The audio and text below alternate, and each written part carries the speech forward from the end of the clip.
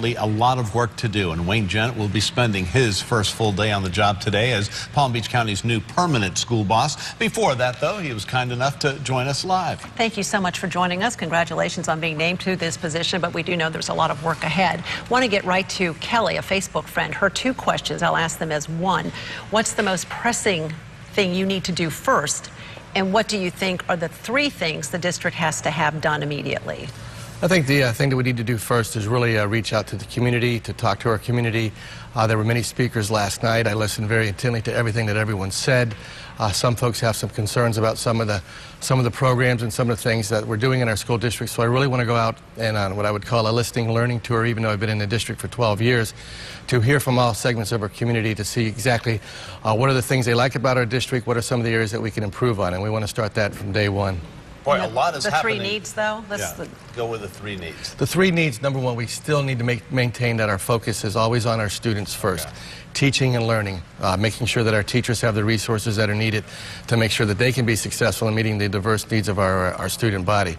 Second biggest need is really the budget, and that's we're at the hands of Tallahassee, the mercy of Tallahassee.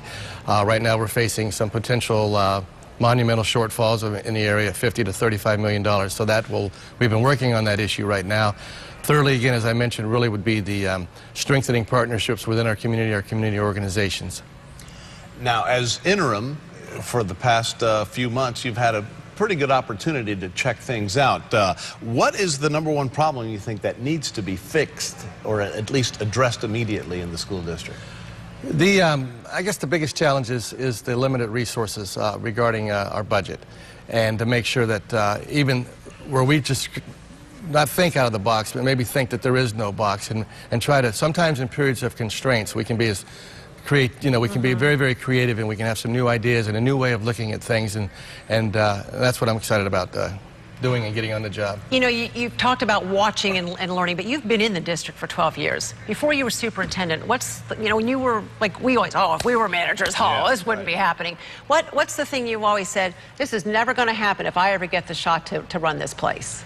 Want to cut down on a lot of bureaucracy. Want to cut down on information that comes from the district to our school centers, and particularly to our principals and to our teachers. There's just so much that's there, and I think that we can really take a look at that, a comprehensive look, and maybe take some of the things away from teachers and some of the things away from our principals as well, so that they can focus on their core mission of student teaching and learning. You had said that you wanted to be the interim, and then all of a sudden you had a change of heart. What happened there? Well, this was, I went into this position really just to keep the district rolling along. It was a critical time. And then over the last few weeks, there was some community support. And, I'm very humbled by that. I'm very surprised by that as well. And then the board was listening to our community, and the board decided to, to open it up. But not going for the job and then getting in sort of at the last minute, is there a doubt that maybe you really want this?